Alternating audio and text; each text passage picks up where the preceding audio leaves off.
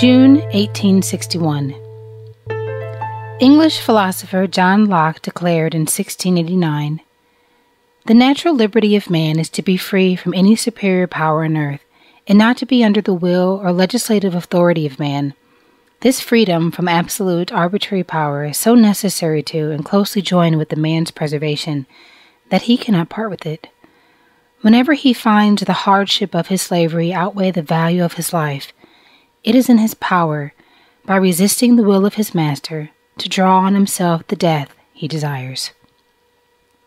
From early colonial times, fugitive slaves helped to move slavery from the shadows to the forefront of American life.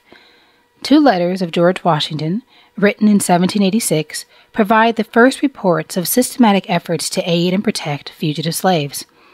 Runaway slaves were helped in an organized manner before 1830, but there was no widely recognized name for the activity.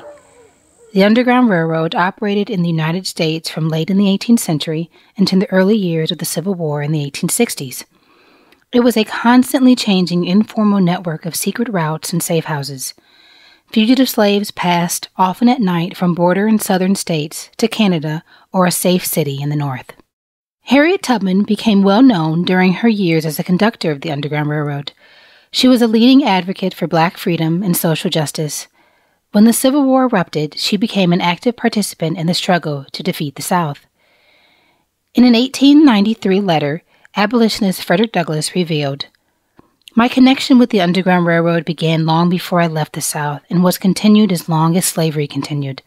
I had as many as 11 fugitives under my roof at one time." In 1839, Theodore Dwight Weld, an abolitionist, published American Slavery as It Is, Testimony of 1,000 Witnesses. The book contains facts and testimony of slaveholders taken from newspapers published in slave states. The following appeared in the Florida Herald, June 23, 1838. "Ran away from my plantation on Monday night, the 13th instant, a Negro fellow named Ben. As I have traced him out in several places in town, I am certain he is harbored. This notice is given that I am determined that whenever he is taken, to punish him till he informs me who has given him food and protection." A. Watson, June 16, 1838.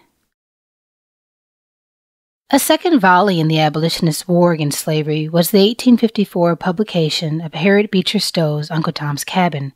She used Weld's book as a source for the direct indictment of slavery. The book focused upon the breakup of slave families and the horror of slavery. Within a year, it sold 300,000 copies in the United States.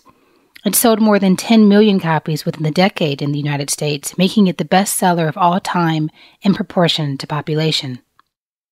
Uncle Tom's Cabin caused an outcry in the South. Southern efforts to ban the book failed, and copies sold so fast that booksellers could not keep up with demand. Within 2 years, pro-slavery writers responded with at least 15 novels which argued that slaves were better off than free workers in the North. The South's moral ground was seriously trampled by the increased debate surrounding Uncle Tom's Cabin. However, abolitionists were enraged, and efforts began to secure repeal of the Fugitive Slave Law of 1850. An example of the uproar caused by Uncle Tom's Cabin is reflected by the August 1857 Maryland trial of Sam Green. He was tried on 2 counts, one for possession of abolition pamphlets, a map of Canada, and several schedules of routes to the North. The second count was having a copy of Uncle Tom's Cabin in his house. Sam Green was acquitted on the first count, but found guilty on the second count and sentenced to the penitentiary for a term of 10 years. The following inscription is found on the Gateway to Freedom Memorial by African-American sculptor Ed Dwight in Detroit, Michigan. Until emancipation, Detroit and the Detroit River community served as the gateway to freedom for thousands of African-American people escaping enslavement. Detroit was one of the largest terminals of the Underground Railroad, a network of abolitionists aiding enslaved people seeking freedom. At first, Michigan was a destination for freedom seekers, but Canada became a safer sanctuary after slavery was abolished there in 1834. The successful operation of the Detroit Underground Railroad was due to the effort and cooperation of diverse groups of people, including people of African descent, whites, and North American Indians. This legacy of freedom is a vital part of Detroit and its history.